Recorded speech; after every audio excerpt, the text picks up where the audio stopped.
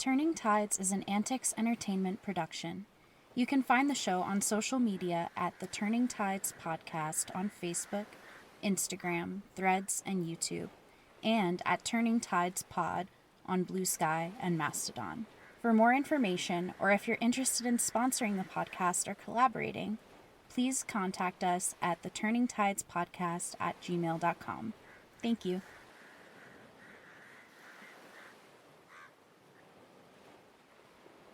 Warning. This episode of Turning Tides contains depictions of war, violence, murder, torture, child abuse, rape, sexual assault, suicide, and racism.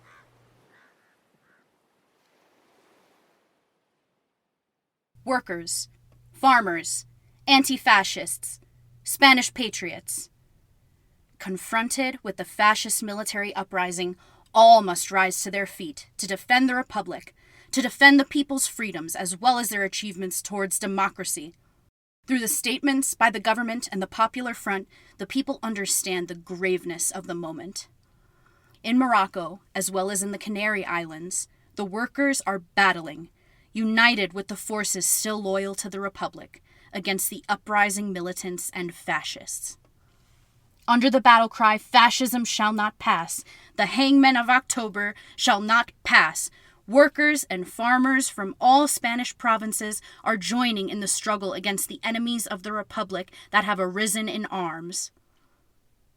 Communists, socialists, anarchists, and Republican Democrats, soldiers and other forces remaining loyal to the Republic, combined have inflicted the first defeats upon the fascist foe, who drag through the mud the very same honorable military tradition that they have boasted to possess so many times. The whole country cringes in indignation at these heartless barbarians that would hurl our democratic Spain back down into an abyss of terror and death. However, they shall not pass, for all of Spain presents itself for battle. In Madrid, the people are out in the streets in support of the government and encouraging its decision and fighting spirit so that it shall reach its conclusion in the smashing of the militant and fascist insurrection. Young men, prepare for combat. Women, heroic women of the people. Recall the heroism of the women of Asturias of 1934 and struggle alongside the men in order to defend the lives and freedom of your sons, overshadowed by the fascist menace. Soldiers, sons of the nation, stay true to the Republican state and fight side by side with the workers, with the forces of the Popular Front, with your parents, your siblings, and comrades. Fight for the Spain of February the 16th. Fight for the Republic and help them to victory.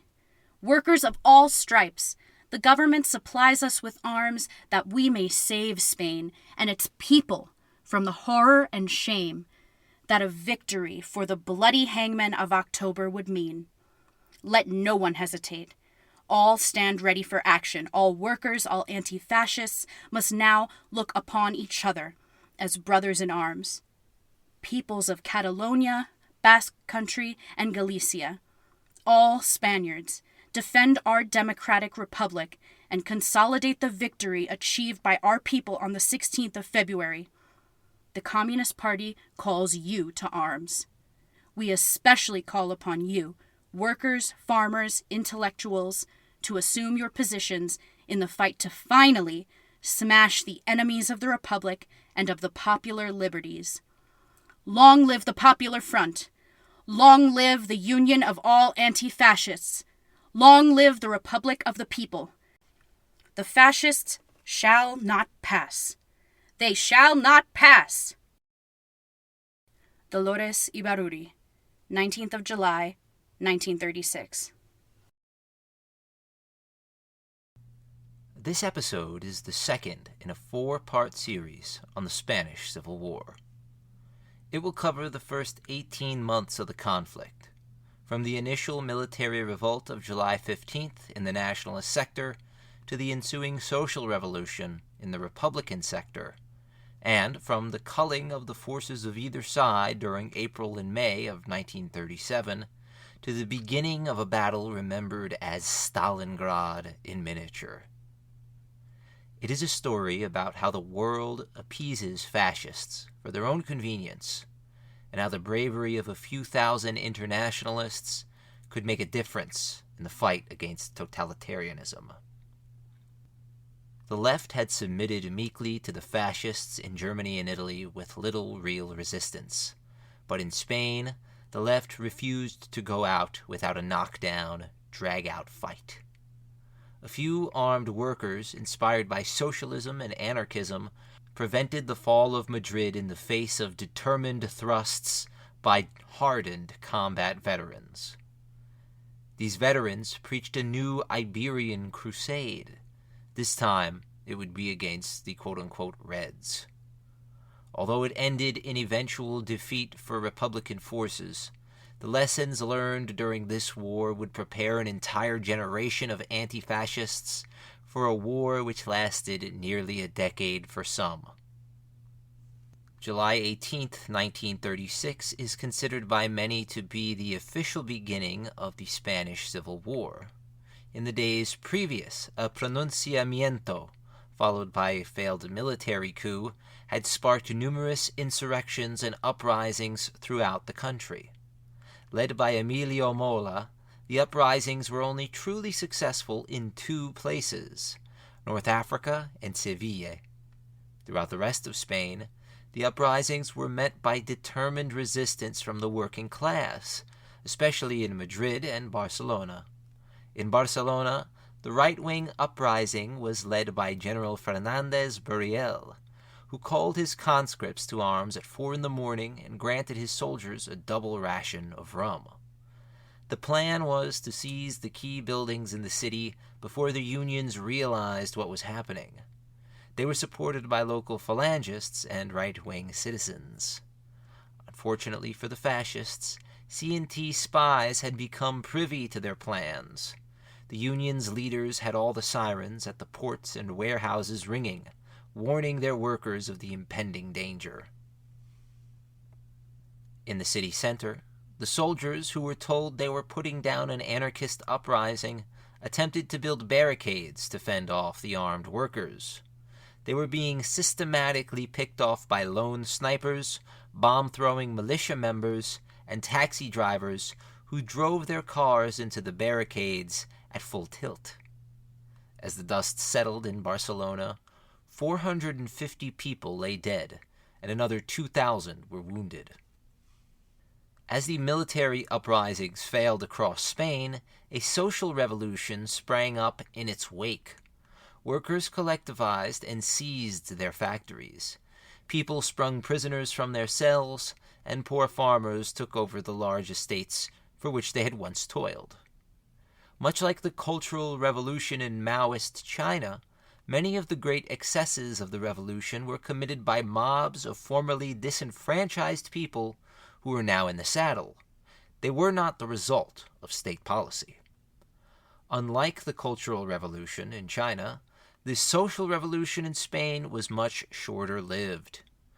By far the most violence was committed against phalangists and the Catholic Church. Proportionately, more priests and nuns died during the 1936 Spanish Revolution than in the Russian Revolution of 1917 and the ensuing Russian Civil War. Estimates of priests, bishops, and nuns killed during the war stands at almost 7,000. This number was tallied almost entirely in the first few months of the conflict, with Republican-related slayings of the clergy falling to zero once the government was able to reassert central control.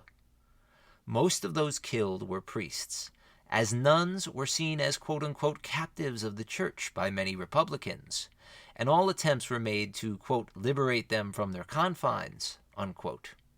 That being said, over 1,000 of the 7,000 killed were in fact women of the cloth. Additionally, numerous churches across Spain were burned down, as many Spanish leftists believed that Catholic churches were corruption-ridden institutions which supported the international racket of capitalism. However, not all churches were burned. In fact, upon learning the church they were vandalizing belonged to Protestants, a mob of Republicans immediately ended their pillage and began firefighting their own arson. Franco and the right-wing press the world over took advantage of these massacres to elevate their own goals. The right-wing press was reporting that nuns were being paraded naked through the streets, and that it was Republican policy to sexually assault nuns and kill the religious. This was far from reality, and although there were individual instances of Republicans and people who claimed to be Republicans sexually assaulting and raping nuns and women who sympathized with Franco, these were never endorsed by the Republican state. This was just not the case in nationalist Spain, where rape, sexual assault, and public humiliation were committed regularly against women who were accused of being quote-unquote leftist. The Republican ideology surrounding religion was much more complex than the interpretations espoused by right-wing quote-unquote historians like A.H. Lloyd. Many Republicans maintained their personal religious beliefs. This was especially true in the northern strip of land which was still controlled by the Republic. When the Nationalists took this area in late 1937, they shot several frocked priests who were traveling with and praying alongside the Republicans. Judith Keene was an Australian nurse for the Republican side who arrived in Spain several months into the conflict, so she missed the worst of the Republican mob violence. But she did witness what she called a quote-unquote sincere ceremony of a church burning. She writes, quote, "It was a definite ceremony symbolizing the destroying of the corruption which had crept into the church. A sincere ceremony of purification, such as Christ himself might approve. The foreign journalists reported it was an act of vandalism. The Spaniards cannot comprehend how their foreign brothers can misinterpret such an act of faith." Unquote.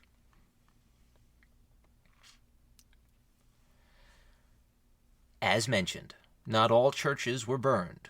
One church, of which George Orwell detested the site, was left intact because of its quote-unquote artistic merit, while others were taken over by community members and converted into state or community-run orphanages, schools, or living spaces for the unhoused. Churches weren't the only buildings taken over in order to improve the lives of the poor. Mansions and the empty summer homes of the rich were given over to the people. The former residents of these places departed to their secluded retreats in the mountains to wait out the war. They usually did this with Republican permission, or they assumed the guise of the working class until it was quote-unquote safe to be their bourgeois selves once more. How effective were the collectives and worker cooperatives which sprang up in many areas of Republican Spain? A.H. Lloyd, a conservative, claims they were a total disaster. He offers no evidence for this assertion, and that is because reality is quite different. Collectives only made up a small percentage of the industries in Spain. In terms of agriculture, only 18.5% of the land in Republican Spain was collectivized throughout 1936 and 1937. The rest belonged to smallholders and private landowners who remained loyal to the Republic. By far, the largest number of collectives was in Aragon, a hotbed for the anarchist movement. Here, upwards of 40% of the land was collectivized. Most of the time, collectives were created voluntarily and spontaneously after the large landowners and bosses fled. However, there were instances of forced collectivization by leftist militias, which usually failed, for obvious reasons. The spontaneous collectives were much more successful, and in many instances, they became completely self-sufficient communities. This was to the detriment of the government and the war effort, as collectives hoarded their resources. This is understandable in wartime, but it was detrimental to the Republic overall. The collective experiment would officially end with the ushering in of the Negrin government in mid-1937, but this did not mean collectives stopped springing up. It only meant that the government was not endorsing them and advocating for their creation openly anymore. In reality, more collectives were created after they were no longer supported by the government, especially around besieged Madrid. The overall effect of collectives on Spain is clear. Today, Mondragon, which is one of the largest companies in Spain, is entirely worker-owned. Bosses are chosen via the vote, and the average GM's salary is not allowed to surpass 5 times the amount the poorest employee makes. The fact that the collectives of 1936 and 1937 were not necessarily efficient in terms of money-making and handing over supplies to the Republican government has more to do with the realities of wartime economic conditions, the poorly administered state bureaucracy, and the attempts by large swathes of Republicans to fundamentally change the world they lived in while also combating a vicious foe. Therefore, collectives were both effective and ineffective. They were effective at granting communities of poor farmers autonomy over their lives and the resources they created for the first time in perhaps thousands of years. And they were ineffective in terms of substantially supporting the Republican war effort. Regardless, the violence committed against churches did nothing for the Republican cause, and it turned many liberals away from supporting the legal Spanish government. For others, it turned them fully to the side of the nationalists. Amongst those who supported the nationalists was J.R.R. Tolkien, as well as the Spanish artist Salvador Dalí. The Republicans received much broader support from the artistic world, as well as the support of most public opinion polls taken outside of fascist Europe. In general, however, the so-called liberal democracies of the planet shrugged their shoulders at the civil war in Spain and preferred to not be involved at all. Many countries went even further, demanding their citizens remain home and not attempt to volunteer for the war. Those that fought could have their citizenship stripped from them. When all else failed, the so-called democracies of the planet created a non-intervention committee in order to curtail any involvement in the conflict by any nation. The committee was headed by Great Britain, who practiced an early form of appeasement by ensuring the Republicans would have nothing in the way of war supplies unless it was from the Soviets, while the nationalists received a never-ending stream of supplies from both Italy and Germany. Great Britain created the conditions which would push Republican Spain to align with the Soviet Union. The military aid sent by the Soviets did not come for free. In return, Russia received all the gold in the Republic's banks. It remains in Russia to this day. The Republic also received military aid from Mexico, as well as sporadic shipments of weapons from Poland and Paraguay, both of which were dumping their shoddy weaponry at a huge markup. In short, the activity of the non-intervention committee wasn't very non-intervening of them. Although Republicans committed atrocities against the nationalists, the atrocities and massacres committed by the nationalists trumped anything the Republican mobs ever could or would commit.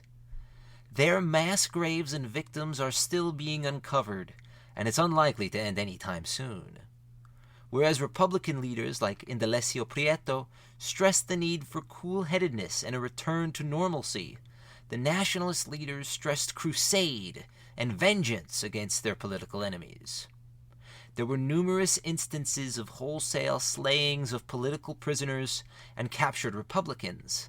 These slayings mainly occurred at the beginning of the war, and they were truly frightening. Badajoz, Malaga, and Zaragoza were all drenched in the blood of their leftist defenders. At Badajoz, over 5,000 were killed. At Zaragoza, over 3,000. And finally, at Malaga, up to 17,000 Republicans and Republican sympathizers were shot. By far, one of the most famous victims of the nationalist slayings was Federico Garcia Lorca, a well-known Spanish poet and playwright. While he was sympathetic to the Republican cause, Lorca was largely apolitical. What singled him out for persecution and execution was his job and his sexuality. He was a poet, which nationalists considered inherently, quote-unquote, left-wing. Additionally, Lorca was a gay man, who is said to have been infatuated with Salvador Dalí. These two pieces of evidence were enough to condemn him. In one of his more chilling works, written several years before the Civil War, he writes, quote, "Then I realized I had been murdered. They looked for me in cafes, cemeteries, and churches. But they did not find me. They never found me? No, they never found me." Unquote. His remains have never been discovered. A chilling testament to a man who was targeted for things that affected no one but him. These brutal wartime slayings say nothing of the intense nationalist repression which followed the war. Even Stanley G. Payne, a conservative Francoist sympathizer, claims the most reasonable tally for those killed by the nationalists is probably around 90,000. This estimate is around the average for nationalist casualty figures, but Sir Professor Paul Preston says the correct tally is probably closer to over 200,000. Comparatively, the highest number I've seen for the Republican repression of phalangists, the clergy, and other right-wing supporters lies at 75,000, with the average figure usually resting at around 50,000. It was true that both sides engaged in massacres and extrajudicial killings. However, the killings by the nationalists were not only condoned, they were relished as a way to weed out and purge the quote-unquote Reds. Many leftists and trade unionists trapped in nationalist Spain found their only means of escape, strangely enough, in the Falange, which accepted members with little question about former loyalties. It was perceived to be a serious problem for the nationalists, and once fully in power, Franco made it a point to purge these so-called crypto-leftists from the party's ranks. It became something of a joke for nationalist soldiers, who said that the new name for the Falange should be the FAI Lange, a reference to the anarchist association, the FAI. There were even clandestine attempts by radical phalangists to reach across the trench line and negotiate with anarchists in the hopes of combining against Franco. Most famously, Pedro Derruti, brother to the anarchist leader, fought for the Falange and was shot by Franco during the nationalist purge of 1937 after being accused of reaching out to Republican fighting units. All of these attempts at negotiating and creating an unlikely alliance between anarchism and fascism fell through, largely because the anarchists refused to take part in any negotiations with fascism. The same day Dolores Ibarruri made her famous speech, Francisco Franco released his own quote-unquote manifesto, calling for the quote true patriots of Spain unquote to rise up and overthrow the government, which he considered to be little more than a Soviet satellite state. In neighboring Portugal, the man slated to become caudillo, José Sanjorjo, was boarding a plane intended for the nationalist zone of control. The volunteer Spanish pilot tried to inform the general that his luggage had made the plane overweight and asked if he could leave behind some of his many carry-ons. The general refused, claiming he wanted to, quote, look good, unquote, when he landed triumphantly in nationalist territory. the pilot's warnings proved all too pathetic. Upon takeoff, the overweight plane, combined with the already short runway, resulted in a fiery crash. The pilot managed to escape, but the general died in the flames of his own wardrobe. Meanwhile, Emilio Mola was in Navarre, leading the Carlists in battle against a handful of Spanish army units, as well as the recently composed and state-armed anarchist militias. The begrudging arming of the workers was a desperate move by the Republicans, who had failed to stifle the rebellion within its first few days. Instead, they sat on their hands, allowing most of north-central Spain to fall to the nationalists.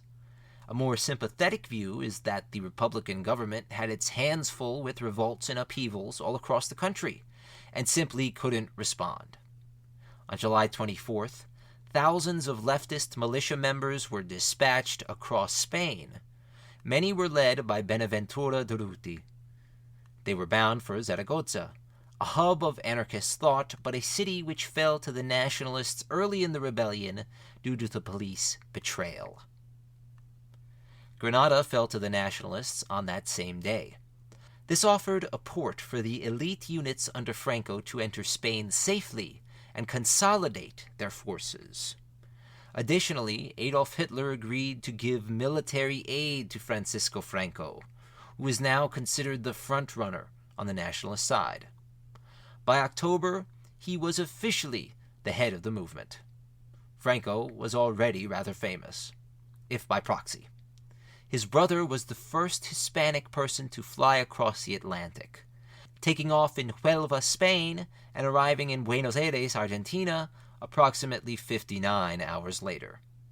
Additionally, Franco commanded the only elite unit in the Spanish army, the Foreign Legion. The Legion was devoted to Franco, and this devotion showed in their loyalty to the nationalist cause, as well as their zeal in the persecution of leftists in their midst. 2 days after Hitler and Mussolini agreed to support the nationalists, the Republicans were bolstered by secret aid from the Soviet Union, who agreed to send arms, tanks, and planes to the Republican side. They also promised to form international brigades composed of anti-fascist volunteers from across the globe. There were clandestine recruiting centers in London and Paris, as well as newspaper campaigns dedicated to garnering donations and attracting volunteers to fight against fascism. Tens of thousands responded. Amongst them was the British writer Eric Blair, better known by his pen name George Orwell. He was sent to Spain to write articles about the Republican government and the state's experiment with socialism. He decided instead that, in this instance at least, the pen was not mightier than the sword, and he joined up with the Marxist-oriented POUM militia. After several days of training, he was dispatched to the now quiet Aragon front. His unit was not associated with the Internationals, who largely fought in and around Madrid, or wherever the fighting was thickest. Amongst the Internationals' ranks was the Abraham Lincoln Battalion, as well as the Garibaldi Brigade, composed of American anti-fascists and Italian expats. However, the vast majority of soldiers on the Republican side were Spanish conscripts and militia men and women who all had varying degrees of loyalty to the Republic. Conversely, the Nationalists had many more foreigners fighting for them than is usually advertised in either version of the historiography for this conflict. In fact, whereas just 2% of the Republican fighters hailed from different nations, over 13% of the Nationalists were foreigners to Spain. This included several thousand Portuguese quote-unquote volunteers, as well as tens of thousands of Italians and Germans. Additionally, there were small units of men from Ireland, led by former IRA freedom fighter turned fascist Ian O'Duffy, as well as a unit from France, which called itself the Joan of Arc Battalion. There were also a handful of other European nationalities represented in smaller numbers. Finally, tens of thousands of Moroccans would serve with the nationalists. Why exactly did largely Muslim Moroccans throw their support behind Franco's militant Catholics and the nationalist cause? The answer is multifaceted. First of all, the largely conservative population of the Maghrebi nation had plenty in common with the nationalists in terms of cultural ideology. Secondly, there was intense racism shown to Moroccans by leftists and trade unionists. Many considered them a source of cheap labor, which would depress the wages of quote-unquote real Spaniards. Instead of attempting to bring them into the Spanish labor movement, laborites intentionally excluded and scapegoated them, much like black Americans were scapegoated by white union leaders during the early stages of the American labor movement. In my opinion, the greatest failure and outright hypocrisy of the Republican side lies in their treatment and revilement of the Moroccan people. Instead of reaching out to them as equals and supposed supporters of internationalism, they made it a point to single out Moroccans in their racist stereotyping and propaganda. Many Moroccans were accused of rape, torture, and the mutilation of Republican civilians, wounded, and dead. These accusations have not been fully substantiated, but the nationalist officers who ordered their Moroccan soldiers to commit atrocities should be held responsible to the same degree, if not more so. The total casualties for the Moroccan soldiers was immense. Out of 78,000 Moroccans who fought for the nationalists, over 55,000 were killed or wounded, an absurdly high ratio for modern combat.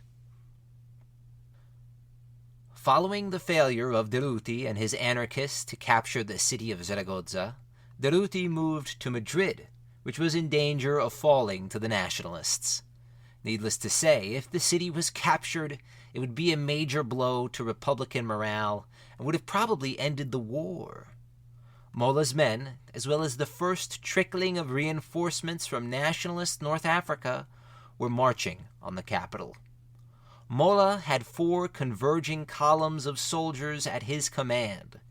He told reporters embedded within his army that he had a, quote, 5th column in Madrid, unquote.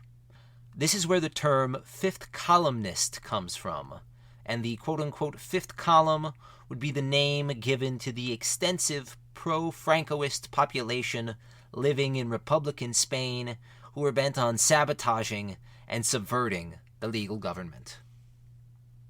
Madrid was being defended by a few thousand militia members, but Molla's men were not enough to capture the city outright. He patiently waited for Franco's forces to arrive, but Franco had made a crucial decision, which possibly cost him and the nationalists an early victory. He diverted his forces to Alcazar, near Toledo. Here, a small garrison of nationalists had been besieged since the start of hostilities. The only thing that prevented the fall of their barracks was the lackadaisical nature of the besieging Republicans. Franco made it a point to liberate these fighters. This he did relatively easily, brushing aside the militia in his path. But this gave the defenders of Madrid time to prepare, and they were further bolstered by Benaventura Durruti's anarchists.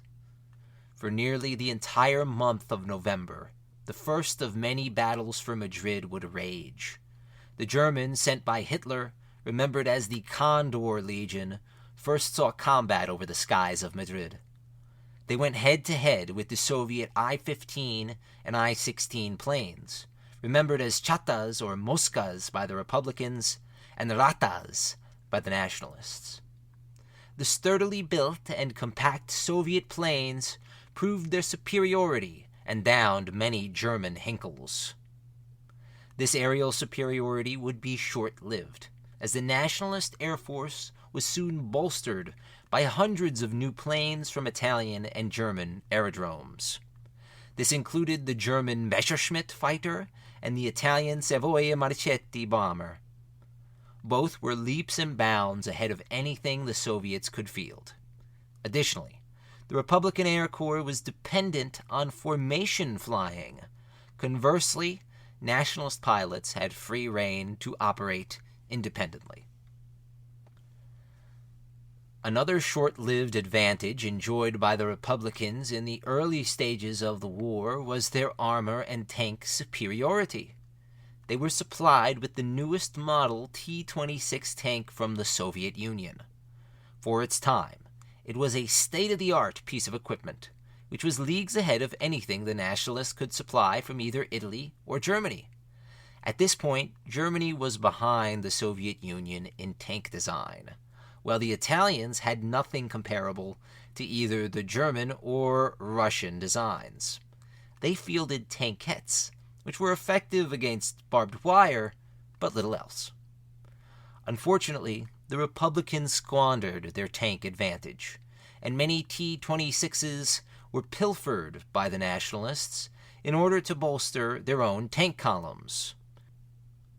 The Republicans had a defensive advantage, and the urban terrain helped to hold back the nationalists. Air and armor superiority allowed the attacks launched at the capital city as well to be rebuffed. The battle raged, and numerous casualties were tallied on both sides, but what made Madrid different from other battles was the large civilian presence. They suffered intensely from bombing runs, food shortages, and privation.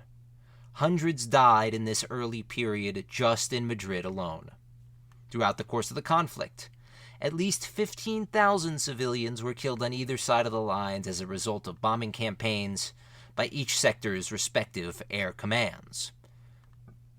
Contrary to the popular historiography, it was actually the Republicans who were responsible for more aerial bombings, but these were not large-scale terror bombings like those which were employed by the nationalists when they targeted Barcelona and Guernica.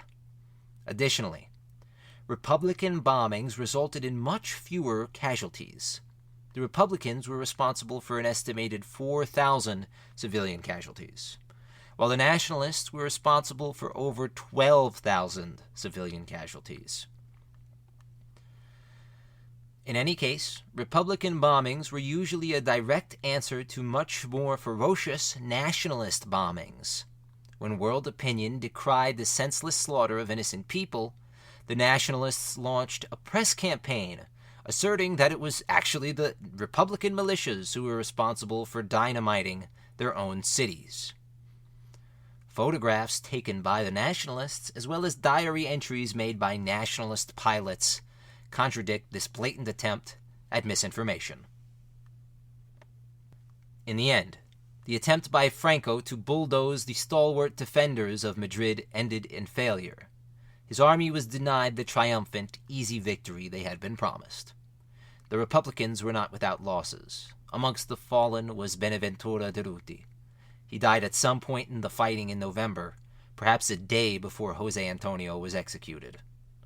In both cases, their deaths were covered up by the respective leadership of either sector, in the hopes of keeping morale high amongst the fighting men. Also, in November, the first of the vaunted international brigades began arriving in Spain, usually headed by a military commander as well as a political commissar.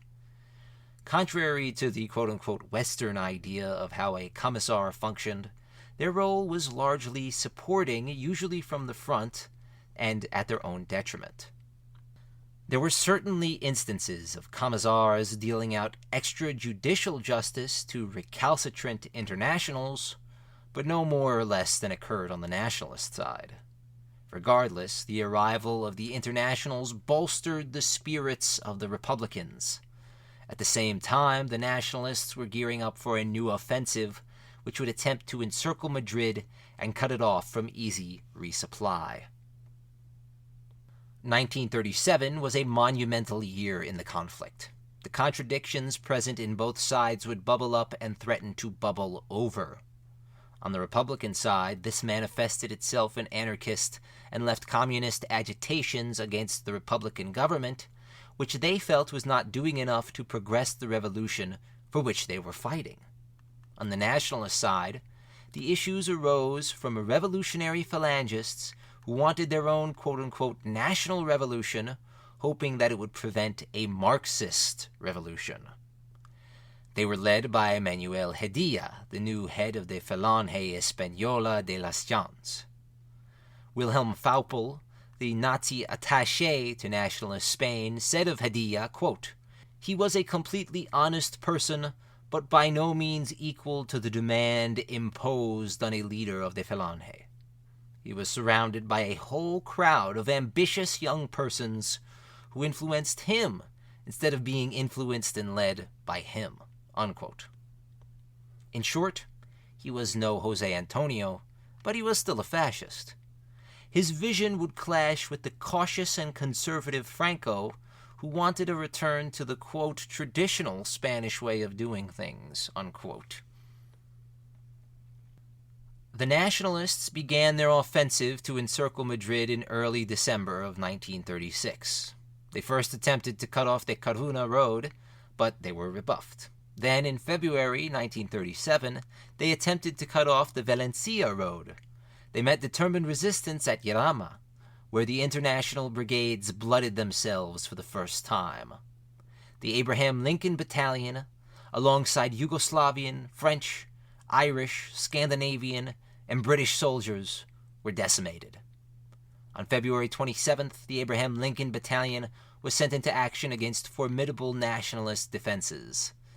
Robert Merriman, the officer commanding the battalion, was shot through the shoulder almost immediately. He was one of the lucky ones. Out of 263 men in combat, only 150 survived. He wrote later, quote, "The battalion was named after Abraham Lincoln because he, too, was assassinated." Unquote. Edwin Rolfe was a soldier in the thick of the fighting, and he wrote, quote, "When we were pulled out of the lines, I felt very tired and lonely and guilty. Lonely because half of the battalion had been badly shot up, and guilty because I felt I didn't deserve to be alive now, with Arnold and Nick and Paul dead." Unquote. Fred Copeman fought with the British internationals, who survived even more appalling losses than the Americans. Out of 600 soldiers, only 160 were left to man the defensive line. The British had fought alongside an Irish unit which was equally devastated. Copeman was wounded early in the fighting. He was in the hospital with a dying Kit Conway, the leader of the Irish internationals. Copeman writes, quote, "The simple sincerity of people like Kit makes the struggle for social justice the inspiring thing it is. Kit was in terrible agony, and yet his one concern was that he may have been responsible for the slaughter that had taken place. 630 men had entered the line, and there were not more than 80 left unwounded, and the percentage of killed was very high. It was hard to convince him that our fighting had taken place in the toughest, bloodiest battle of the whole Spanish campaign, and that it had been decisive in the defense of the Madrid-Valencia road." Unquote. The fighting was indeed decisive, and Franco's units were frustrated once more. Both battles around Coruna and Jarama cost the two armies at least 30,000 casualties on each side. The heroic resistance of Madrid and its environs gained the capital a new name: the Tomb of Fascism. In southern Spain, the nationalists were having more luck in their endeavors. They were largely assisted by quote-unquote volunteers from Mussolini's Italy. Amongst them was a unit of men who believed they were heading to Spain to shoot a movie, only to be thrown into the firing lines upon arrival. These Italians were instrumental in the assault and capture of Malaga.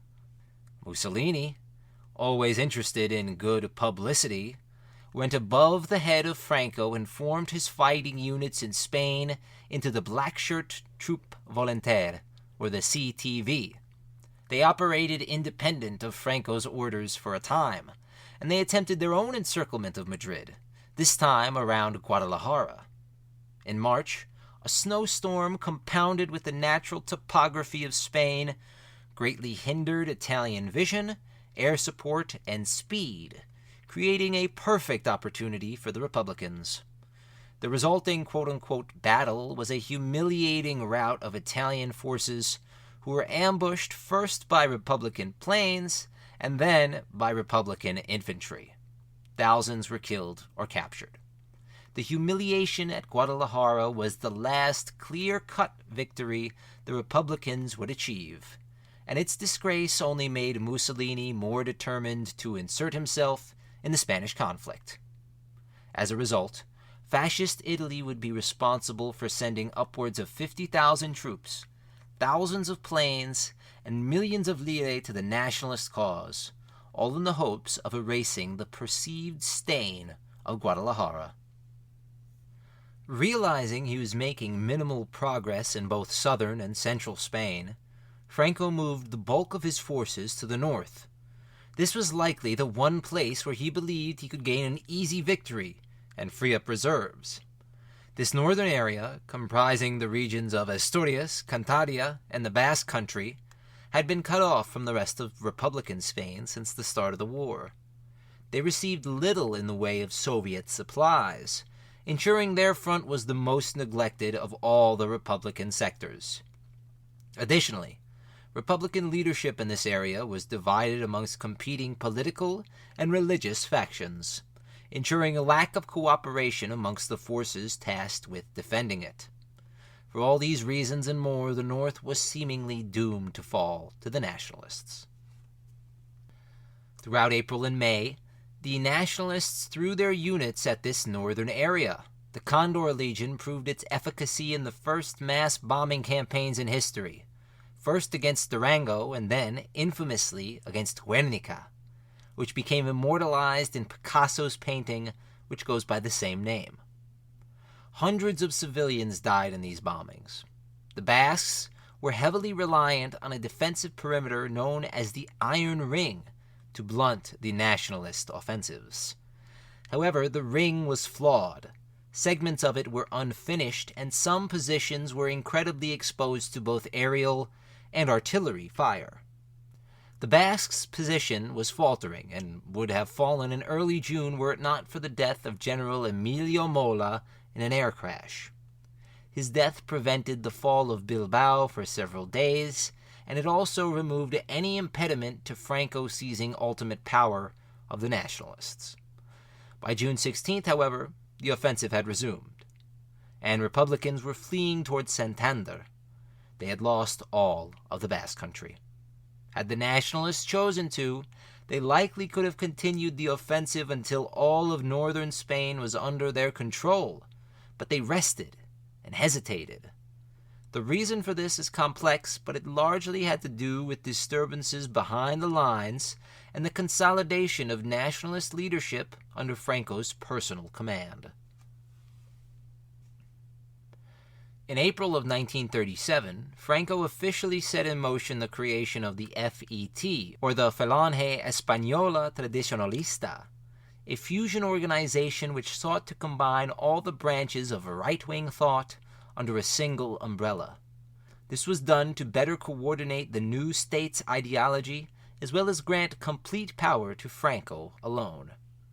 Most nationalists accepted Franco's enforced combination with minimal complaints, but there were some Phalangists and Carlists who wanted nothing to do with one another. Carlists considered Phalangists to be Marxists in disguise, while radical Phalangists considered Carlists to be reactionary enemies to the Spanish people. One of these Phalangists was Hedilla. He was spurred on by the German ambassador, who saw Hedilla as a perfect puppet for Hitler's regime. Franco, on the other hand, exuded a natural cautiousness, which made him less pliable. Phalangists who supported Franco and his merger confronted Hedilla. They arrived armed to his home, claiming they had the votes to remove him from power as head of the party, and that he had to accept what was tantamount to a coup. On April 16th, Hedilla's supporters stormed Salamanca and took over several Phalangist headquarters. When they tried to enter the home of a pro-Franco Phalangists, they were met with gunfire from a personal bodyguard. In the fallout, 2 people were dead. By the end of the month, Hedilla was in jail alongside many other radical Phalangists who received various, usually light, sentences. On the Republican side, the problems faced by the socialist and communist-led government were much more imperative than a random gunfight between party members. The main point of contention amongst Republicans lay between left communist and anarchist groups which wanted the social revolution accelerated, and communist and socialists in the government who wished to halt both the excesses of revolution and maintain a tenuous relationship with the liberal democracies of France and Great Britain. The trouble began in Barcelona on May 1st. Huge demonstrations in support of the revolution were planned for the day's celebrations. The authorities actively forbade these celebrations. George Orwell points out, quote, "Barcelona, the so-called revolutionary city, was probably the only city in non-fascist Europe that had no celebrations that day." Unquote. 2 days later, the assault guards, a sort of state police force, attempted to storm and occupy a CNT-controlled telephone exchange. Having failed to take the exchange, the assault and civil guards mobilized for battle, while the anarchists and left communists did likewise. At first, it was believed by many combatants that this was only a battle between the police and the workers. It was only afterwards that the awful truth came out. This assault was a manufactured ploy by the Republican government in order to end both the anarchists' participation in government and the CNT's influence in Barcelona. For months now, the Republican government had been engaged in a not-so-cold war of propaganda against the anarchists and the POUM especially. A popular poster at the time was of a dirty-looking POUM militiaman removing a hammer and sickle mask to unveil a swastika.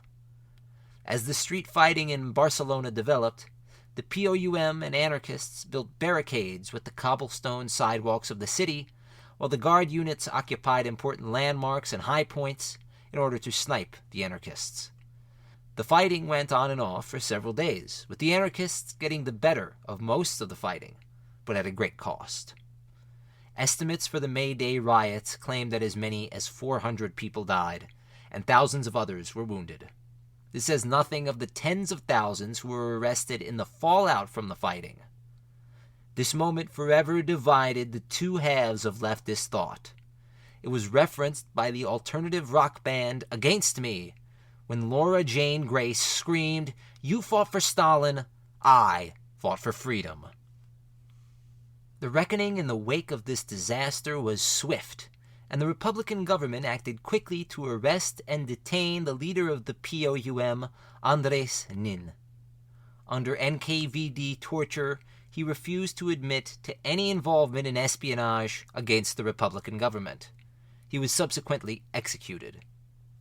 They also arrested thousands associated with the POUM and moved them to secret prisons, where they were held incommunicado. George Orwell, who had been recently wounded on his return to the front, only narrowly escaped this police dragnet. The communist press across the globe usually fell in line with whatever Moscow reported, and they claimed that the May Day disturbances were actually a calculated rising by the quote-unquote misguided anarchists and their quote-unquote Trotskyist handlers, who were the ones quote-unquote truly responsible for colluding with fascism. They claimed the militiamen at the front were in the process of returning to Barcelona and would attempt to occupy the city. They also said that artillery was brought to bear against the Republican government. This misinformation campaign was highly effective, with many left-wing newspapers parroting the claims of sabotage and collusion with Franco. In reality, the fighting was between disorganized bands of workers, soldiers on leave from the front, and the police forces. Furthermore, there is a rich history of street fighting in Barcelona. George Orwell said it would probably be a good idea to number the cobblestones of the city so as to better construct and deconstruct the barricades. Finally, the idea that artillery was used by the anarchists, during the street fighting, is preposterous. The anarchist militias were usually deprived of the best equipment. This included access to basic things like machine guns, let alone artillery.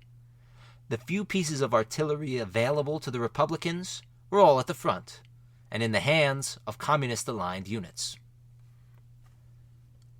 Needless to say, the ensuing crackdown by the central authorities blemished the spirits of many Republicans, who came to realize that this war was not about revolution, it was about preserving the inherent order and all the ills that came with it. Largo Caballero was forced out as premier. He proved he was no second Lenin. He was replaced in June by Juan Negrin Lopez, a social democrat who belonged to the pro-Soviet, some would say conservative, branch of the Socialist Party. As this new government rose, plans were in the works to launch a major Republican offensive to relieve the embittered and besieged North. The plan was to attack the nationalist positions outside of Madrid and hopefully pull their forces away from the North, as well as to relieve pressure on the hard-pressed capital. Clifford Alexander writes, quote, Brunete, as the battle would come to be known, would be the people's, i.e. the Republican armies, first major offensive of the war, and it was to be the Republic's Somme. Unquote. The attack, which began on July 6th, was designed to be a surprise maneuver. The main objective were two critical points in the nationalist lines, the Romanillos Heights and the town of Navalcarnero. The heights overlooked roads which ferried large swathes of nationalist supplies, and their capture would force interruptions in the entire military supply chain. Meanwhile, the town of Navalcarnero was the center for rebel logistics in the area. Clifford Alexander maintains, quote, a significant flaw with the plan was that the only major route with which the offensive was to be supplied and reinforced was a section of the El Escorial to Madrid road. Unquote.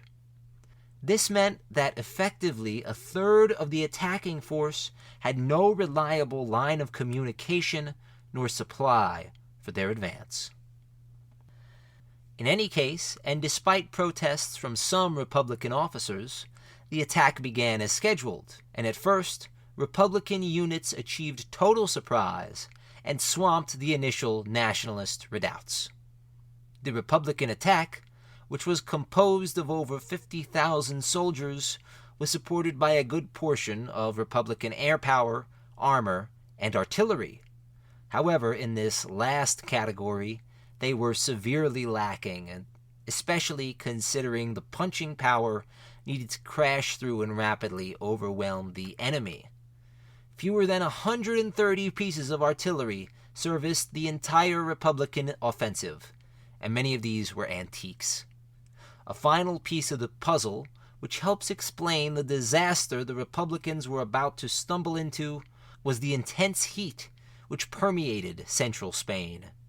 Many men were made casualties by sunstroke and lack of water. Republican NCO Joaquin Massuan wrote of his harrowing experience during the battle, quote, we jumped a trench previously occupied by the enemy, whose defenders had been eliminated by an earlier raid made in silence with bayonets to clear the way for the bulk of our unit. The dead were lying on one side of the fortifications, piled up as if they were sacrificed cattle, and I was distressed to see the sorry scene, so frequent in all wars. Unquote. The initial success achieved by Republican units was short-lived. Determined resistance was put up by nationalists inside the village of Villanueva de la Cañada. The nationalists used their PAC-36 AT guns to destroy as many as 12 Republican T-26 tanks.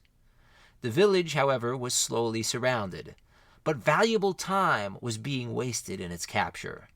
Realizing their untenable position, cowardly nationalist officers gathered up the town's women and children and herded them to Republican lines. Using them as cover, the nationalist officers attempted a breakout. This failed and resulted in the deaths of many innocent civilians who were caught up in the crossfire. Republican units would finally capture Cañada the following morning, but their plans were already sufficiently upended. The most important victory the Republicans had between July 5th and 6th was the capture of the town of Brunete. Without artillery, air, or armored support, the 100th Lister Brigade gained a serious foothold into nationalist territory. Lister has since been criticized for his lack of action in failing to follow up his attack. Instead, he advanced tentatively and then began constructing defensive fortifications. His reasoning, however, seems militarily sound. He refused to overextend his men and risk them being cut off and destroyed. Considering the difficulties other parts of the Republican offensive were facing, I do not believe criticism should be levied at Lister specifically.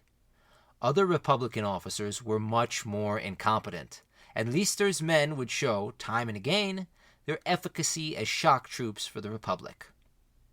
General Franco was in a state of disbelief. Initial reports were much worse than what the reality was on the ground, and he assumed the Madrid front had just caved in. He rapidly detached large numbers of men and air units which were originally designated for cleanup operations in the north and sent them back to central Spain. Having done so, Franco inadvertently completed one of the Republicans' strategic objectives, which was to relieve pressure on their northern enclave. Amongst the nationalist reinforcements were the newest designs in aircraft, namely the Messerschmitt 109, which proved more than a match for the comparatively slow Russian I-16s. Their arrival signaled the end of Republican control of the skies. During the next few days, repeated attempts were made by Republican units to expand the foothold they had created, but each attempt was either rebuffed or came at a huge cost of lives lost. One particularly difficult nut to crack was Mosquito Ridge, which was being defended by Moroccan troops and Spanish conscripts. Attacking this position was Oliver Law, the first black American to lead white troops in the field. He marched at the head of the George Washington Battalion. He was killed during the fighting while attempting to spur his men forward against determined resistance. Casualties were so high amongst the Americans that the two battalions, the Abraham Lincoln and the George Washington, had to be merged together. Casualties were also immense amongst British, German, and Scandinavian anti-fascists, with the leader of the British unit suffering a nervous breakdown during the battle. On July 10th, some headway was made when Italian internationals belonging to the Garibaldi Brigade captured Villanueva del Pardillo, along with 600 nationalist soldiers. That same day, the stubborn fastness of Quijorna was captured by the Republicans, after days of vicious resistance. The Battle of Brunete shifted into a defensive fight for the Republicans, who now had to withstand numerous attacks from the nationalists. Masson stated, quote, "Through the smoke that rose from the burning undergrowth, we distinguished a battalion of Carlists climbing the slope. I started firing the machine gun immediately. At that moment, I became another man, full of fury. The first rows fell dead. The hand grenades soon made their appearance, as well as mortar fire and grenade launchers, which threw soldiers into the air. The attackers, in spite of their courage, were lying on the remains of the barbed wire. Some, wounded, crawled down the hill. I did not shoot at them. They had already done their duty. Some of my colleagues did not think like me. They wanted to make them pay for the death of so many comrades. The whole slope of the mountain was covered with corpses dressed in khaki. Some of the wounded tried to move, but it was useless, and soon they were motionless." Unquote. For the rest of July, this pattern of combat was duplicated up and down the Spanish slopes. There was no tactical or strategic reason to recapture this lost territory. Franco simply felt that he must recapture any of the territory which had been taken from him. This is how Brunete became a massacre on both sides. On July 24th, however, Republican morale finally gave out and their center disintegrated. Brunete was captured by the nationalists, and a panicked retreat was begun by Republican forces, which was only contained after the shooting of several hundred quote-unquote deserters. The next day was the feast day of St. James, and Franco saw providence in his army's victory. He claimed it was the apostle himself who had given him success. Having righted the ship on the Madrid front, Franco turned his attention back to the north. He has been criticized for this decision, but he chose an easy victory in the north over the quote-unquote prestigious and difficult victory around Madrid. Hugh Thomas, a respected authority on the subject of the Spanish Civil War, estimates that during the Battle of Brunete, over 20,000 Republicans were killed, wounded, or captured. Comparatively, as many as 17,000 Nationalists met the same fate. Additionally, the Nationalists won a clear victory in the skies, inflicting several dozen quote-unquote confirmed kills on Republican aircraft while losing a few of their own in the process. Overall, it was a clear-cut tactical victory for the Nationalists, but considering that the strategic objective of relieving pressure on the North was achieved, the Republicans also walked away with one goal accomplished. Brunete was the first offensive by the Republicans using their new People's Army, which did away with the egalitarian system the militias instilled. There were undoubtedly blunders and issues of officer competency, but these are present in all new armies throughout the course of history. Sadly, Republican Spain never had a Trotsky, Mao, or Che type figure who was able to mold the Republic soldiers and conscripts into a deadly army. And to be fair, most movements and nations throughout history fail to produce such a person.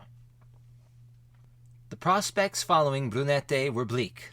The battle's failure, as well as the highly publicized casualties amongst the internationals, ensured Republican Spain would have few new volunteers trickling in. Meanwhile, the Non-Intervention Committee wasted time investigating whether Germany, Italy, and the USSR were sending weapons to Spain or not. All three nations were members of the committee, and they usually spent sessions lambasting each other for their respective military assistance. The Northern Offensive was resumed on August 14th, with the Condor Legion and the Italian CTV leading the way with devastating bombing runs. 200 nationalist aircraft were opposed by just 40 Republican planes. They were swamped almost immediately. The 200 planes descended on Gijon, sinking a Republican destroyer and submarine in the process. Using this overwhelming factor to their advantage, the Nationalists made steady progress throughout northern Spain. The strategy was a highly effective one. They would send wave after wave of Moroccans into the teeth of the Republican defenses, while their air force bombed Republicans into submission. David Granda, an Asturian socialist, was wounded in the fighting. He recounts, quote, "The Nationalist shock troops were always the Arab regulars from North Africa. When they were mown down, they were replaced by another wave. The peasants brought out cartload after cartload, piled high with bodies." Unquote. This new northern offensive demanded some sort of response by the Republic. They would attempt a new diversionary offensive, this time against Zaragoza and the western parts of Aragon under nationalist control. This seemed the most opportune place for an assault, as this region had been relatively dormant since the initial fighting for the hilltops broke out in July and August of 1936. Additionally, this area was free of nationalist aircraft, who were almost exclusively deployed to either Madrid or to the north. The plan was to assault Zaragoza from 3 directions simultaneously. 2 probing attacks were launched from Alcubierre, which were designed to draw in the nationalists, while the true offensive would be launched from Azelia, which was intended to encircle Zaragoza from the southwest. Belchite was a small objective on the way to the main goal, but this small town became host to a battle which wrought utter devastation. Many of the units destined for combat around Zaragoza had just fought at Brunete. This meant that many of the troops were exhausted and depleted. Overall, around 55,000 were a part of this offensive, with the majority belonging to the southern troops. Against them, 20,000 nationalists held the peaks and oversaw the valleys. They had little idea a battle was about to begin on their quiet front, where the most pressing duties were finding firewood in the winter and battling lice in the summer. On August 24th, the offensive began. 8 separate Republican attacks were carried out with no aerial or artillery bombardment in order to ensure surprise. Almost immediately, however, there were issues, as a shortage in trucks had prevented many troops from being in position at jump-off time. Once the combat began, the lack of artillery on the Republican side proved to be their greatest hindrance, especially against the rough and broken terrain around Zaragoza. Further preventing effective artillery fire was the fact that the few guns present had been supplied with faulty ammunition, ensuring that several would break down during the course of the first few days of fighting. In spite of all this, the Republicans and internationals, exhausted and thirsty, performed superhuman feats. The Leicesters were at the front once more, and once again they showed their competency as shock infantry, capturing more ground than any other Republican unit. The main point of resistance was around the town of Quinto, where nationalists held the formidable Perberel Hill. Republican attacks against it were unsuccessful, so they moved their assault to the town of Quinto in order to flank the hill position. Inside Quinto, the nationalists took refuge in the local church, which they turned into a fortress. However, the Republicans captured the town's electrical transformer and water tank, ensuring the nationalists would be hard-pressed to find a drink in the days to come. South of that, the stubborn defenders of Belchite were battling anarchists who had been reformed into the new Republican army. After a bitter struggle for the village of Kodo, anarchists entered the village to find the slogan, quote, "When you kill a Red, you will spend a year less in purgatory," unquote, graffitied on all the walls. Unlike at Brunete, Franco refused the Republican bait and continued his northern offensive. He reasoned that it was better to lose a small amount of territory in Aragon, which held little tactical importance, than halt operations with the northern offensive which was about to break through. Instead, Franco dispatched reinforcements from the Madrid front, ensuring that many of the same units would go head-to-head once more. They were ferried to the new front with all haste. Back in Zaragoza, the church bells tolled, warning of the encroaching quote-unquote red hordes. On August 25th, a Polish unit of anti-fascists captured the village of Villamayor, a key point on the road to Zaragoza. It was the closest the Republicans came to achieving their objectives, and it would soon be lost. Meanwhile, the battle for Quinto still raged around the church. Soldiers used Molotov cocktails for the first time in history to clear house after house of nationalist resistance. Members of the Abraham Lincoln Battalion were fighting here, and they came upon a mother and her 2 children. They attempted to escort them to safety, but during their extrication, a burst of Carlist machine gun fire wounded one of the soldiers. This terrified the children, who ran back to their family home and refused to leave. An anonymous soldier continues, quote, "Much as we tried, we couldn't induce the children to leave the house. It was necessary to bring the mother back, who finally brought them out. It was horrible to see little children like them going through such terrible agony, and there was a big lump in our throat as we watched them being taken back to safety." Unquote. As cleanup operations continued in Quinto, the attacks along Perberel Hill began once more. A quote-unquote rain of steel fell on the Republicans ascending the hillside. However, the battle was winding down here as well. The nationalists were out of water, and those in the trenches were now dying of thirst. They would have to surrender soon. On August 26th, the final pockets of resistance in Quinto fell silent. That same day, Perberel Hill was captured in a fanatical assault by Republican units. This time, they were supported by tanks and a handful of artillery, and this proved decisive. Reaching the trench line, the fascists threw their weapons down and cried out for water, as shots rang out from deep in their bunkers. Their officers were killing themselves, so that they wouldn't have to admit defeat to the, quote, atheist Reds, unquote. Vengeance was meted out to the parched nationalist prisoners. Hundreds were shot, most of whom were officers. Lluís Puig Cases was pro-nationalist, but he found himself drafted to fight in the Republican Army. He wrote of Quinto after its capture, quote, "Quinto, the village where a few hours ago Mass had been celebrated, had just fallen into the hands of the troops in the service of Russia. A pleasant and picturesque Aragonese village was now a pile of rubble. All around lay dead bodies, some killed by air raids, others buried under the rubble. We saw horses loose in the streets. We could hear the howling of dogs calling their masters. We saw the village without a single inhabitant. You cannot imagine how terrible war is until you have seen what I saw with my own eyes." Unquote. With the capture of Quinto and Purbarel Hill, the nationalist garrison at Belchite was now completely surrounded.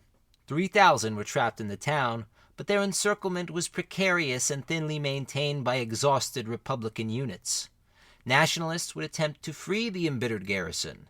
However, even when their attacks were supported by artillery and aircraft, the nationalists were unable to break the Republican defenses around Mediana and Albergo de Ebro.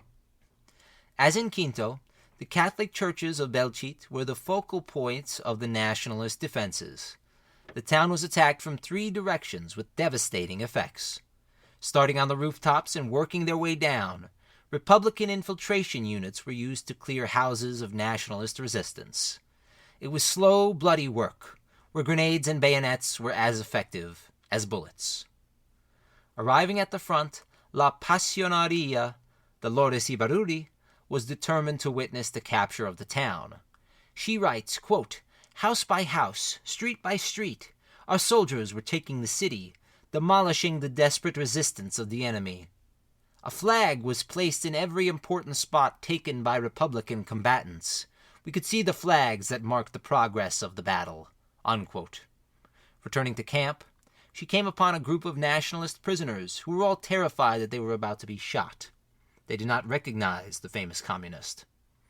After calming their fears, she asked their opinion of Dolores Ibarruri. The nationalists claimed that, quote, "she was a beast, who was actually a man in disguise." Unquote. In one major way, Belchite was different from Brunete. Aerial support was lacking and ineffective on both sides due to the topography of Aragon, which was not conducive to ground support missions. As August turned into September, Belchite remained in nationalist hands. Republican units had taken to using tanks to assist in their clearing of the buildings. In one of their many assaults on the central church, the Abraham Lincolns got lucky and entered the building through a literal hole in the wall. Robert A. Rosenstone describes what happened next. Quote, "As Bob Merriman, the leader of the Abraham Lincolns, ran forward, a grenade exploded nearby, and a few splinters tore into his face and arms. Comrades shouted at him to go back, but he refused, and with blood streaming from his wounds, he led his troops forward until they swarmed into the cathedral, driving the nationalists into the plaza, where many of them were shot down, and the survivors at last surrendered. Only then did Merriman let himself be led back to the medics to dress his open wounds." Unquote. With the capture of this central cathedral, nationalist resistance was now only present in 2 places, a smaller church and the town hall. On September 5th, the resistance at this smaller church collapsed, and the last handful of nationalists in the town hall attempted several doomed-to-fail breakout attempts. That night, a young New Yorker, Dave Doran, approached the besieged town hall with nothing but a megaphone. He had spent the last few hours composing a piece of agitation propaganda designed to break the will of the nationalists who continued resistance inside the town hall. He said, quote, "The fascists have taken your land. They have oppressed and exploited you and kept you in poverty. The Republic is distributing land. It has brought freedom and democracy. The fascists are the enemy of the people. When you are on their side, you are fighting against your own brothers, against the people of Spain. Our side is fighting for the people of Spain. Our side is the people of Spain. If you remain on the fascist side, you are condemned to death. If you keep fighting for them, you will be killed. Every single one of you. But we don't want you to die. You are our brothers, and we want you to live. Come over to the people's side, where you will have freedom and democracy, where a new life is waiting for you. Take your choice. Further resistance means death. Death for each and every one of you. Come over to us and live.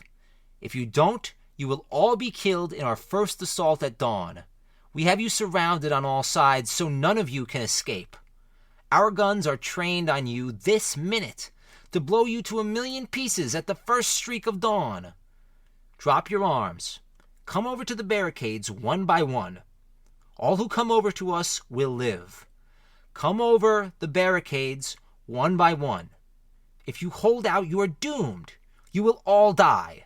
There is no escape for you. If you don't come over, you will all be killed in the morning."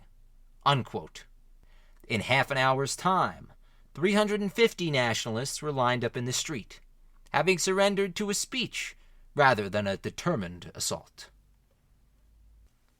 A handful of nationalists, mostly officers, remained inside the town hall. They disguised themselves as civilians and attempted to break out of Belchite with a group of refugees. Once discovered, the officers fought with daggers and pistols in a forlorn attempt at freedom. They were all killed. As dawn rose on September 6th, Belchite was finally in Republican hands. What was meant to be a small detour on the road to Zaragoza ended up becoming a major battle unto itself, which cost the lives of thousands and completely eviscerated the once scenic town. Even General Franco was moved by the human cost of Belchite. Following the war, he declared the ruined town should serve as a monument and never be rebuilt. It remains in this state up to the present day, a chilling testament to the catastrophe of war. Following the Battle of Belchite, attempts were made to restart the Republican offensive. They ended in absolute catastrophe when a column of 48 newly built Soviet BT-5 cruiser tanks were nearly destroyed by precise anti-tank fire from the nationalists. Having failed in the initial attempts to surround Zaragoza, Republican leadership should have ceased all offensive operations in order to save as much manpower as possible. But they remained set in their ways and suffered unnecessary casualties as a result of it. The only area in which the Republic achieved even a modicum of success was in the air. In one of the most successful Republican air operations of the war, a squadron of I-15s descended on the Zaragoza airfield and destroyed several nationalist aircraft which were parked on the runway. However, the whole reason the Battle of Belchite was fought was to end the nationalist offensive in Santander. In this, they failed entirely. The offensive was not held up in any major way. Tactically, one could argue that the Battle of Belchite was more of a success when compared with Brunete or future Republican offensives. They achieved surprise, they captured many towns and villages, and they made the nationalists pay for their attempts at relieving the garrison of Belchite. All of this has to be weighed against the nationalists' ability to prevent serious losses in territory and their effective use of defensive tactics in preventing the fall of several key villages for an extended period of time. In the north, the overwhelming superiority of the nationalists, backed up by the CTV and the Condor Legion, completely demoralized the fighting Republicans. Try as they might, they could not prevent the fall of Gijón or Santander. With northern Spain fully pacified and in the hands of the nationalists, Franco could finally devote all his men and attention to conquering the rest of Spain and ending any hope of a Republican resurgence in the campaigns of 1938. However, they would find that even a wounded animal could bare its fangs and attack, especially when cornered. I'll wrap up this episode with a quote from civil rights activist Paul Robeson. In mid-1937, he was at a fundraising event for the National Joint Committee for Spanish Relief, an organization responsible for the welfare and care of over 4,000 Spanish children whose lives were adversely affected by the war. He was asked to speak, and upon taking the podium, he said, quote, "Every artist, every scientist, Every writer must decide now where he stands. He has no alternative. There is no standing above the conflict on Olympian heights. There are no impartial observers. The battlefront is everywhere. There is no sheltered rear. The artist must take sides.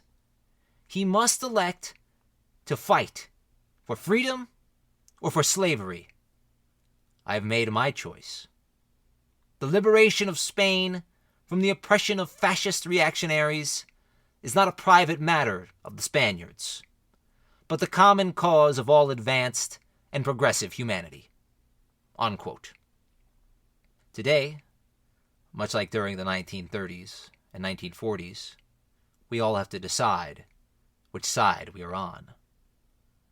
The side of the billionaire class and their fasci fanboys, or the side of human beings and the protection of our environment and loved ones. We at Turning Tides have decided where we stand. I hope you'll join us in fighting oppression wherever and whenever it rears its ugly head. In the next episode of the Turning Tides podcast, General Franco and the Nationalists begin the conquest of the rest of Republican Spain. The underdog Republicans hold out bitterly against these combinations, and they came close to upending the plans of the Nationalists, only to come face to face with the reality of world opinion, lack of supply, and economic hardship on the home front. To hear that story, you'll have to tune in to the next episode of Turning Tides. I'm your host, Joseph Pascone. Have a great day. Unless, of course, you're that Jubilee guy.